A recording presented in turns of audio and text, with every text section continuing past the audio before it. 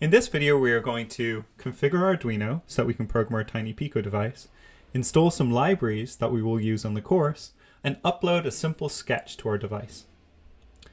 Let's start with setting up Arduino so that we can program the ESP32 microcontroller on our TinyPico board. First thing we need to do is give it the libraries that it needs to actually configure an ESP32 microcontroller. In Arduino, go to Preferences. Then in the Additional Boards Manager box, we need to give the link of where the ESP32 packages can be found. On the EmSys lab setup page, you'll be able to find a link for this. Copy it,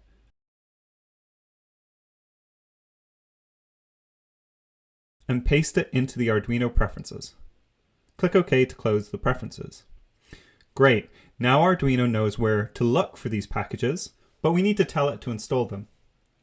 Okay, so go to Tools, then scroll down to Board Manager, and then when you click on that, a box should appear. In the search bar at the top, type in ESP32. You should see beneath that a package appear. Click Install to install it. You might need to wait a little while here for this install to happen, but once it's finished, you should see Installed and the version up here. You can then click Close. We now have the ESP32 kind of infrastructure and libraries that we need for running code on our TinyPico device. However, there's a few other libraries that we're going to be using on top of this. Let's install them now.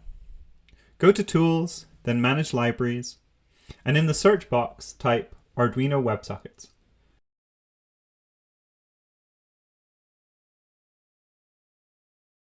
This should make this appear in the box below. I've already installed these libraries, but you should select the same version as me and then click Install. The next library you want to install is the TinyPico library, which provides some helper function for the board that we are using. Type TinyPico in the search box.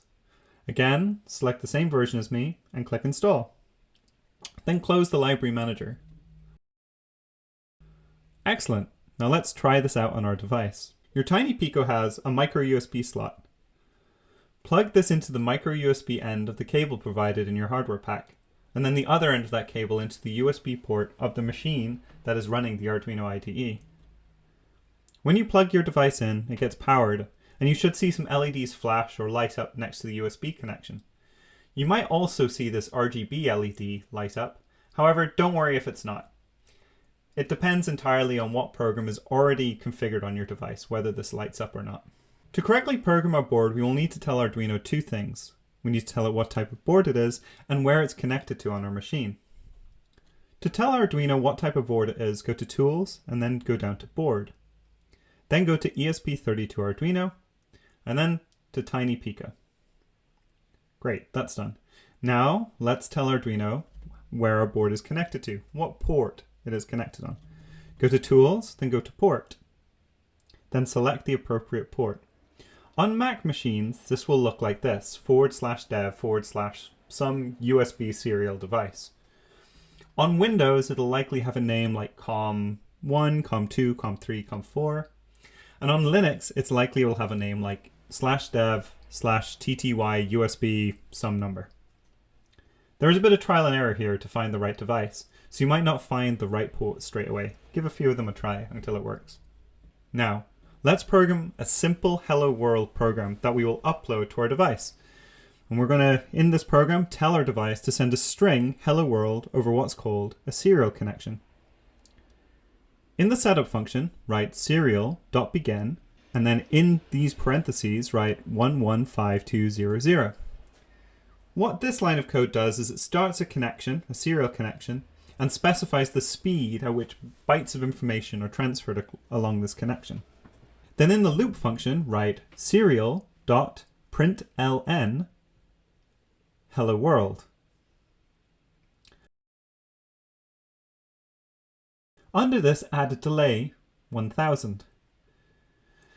This code will send the string hello world over the serial connection every second, with the delay function pausing the processor for an integer amount of milliseconds.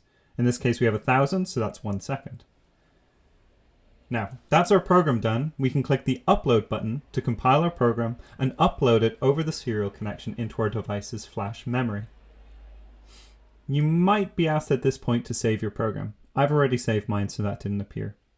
Compiling and uploading might take a little while, between 1 to 2 minutes, and at the bottom you will see status messages of this, and any compilation errors that you've made.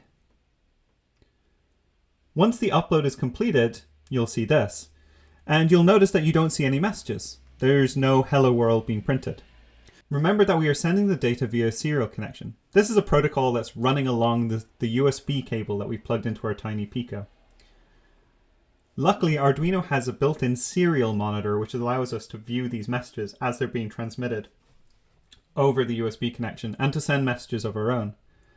So we can look at these signals being sent along the USB cable.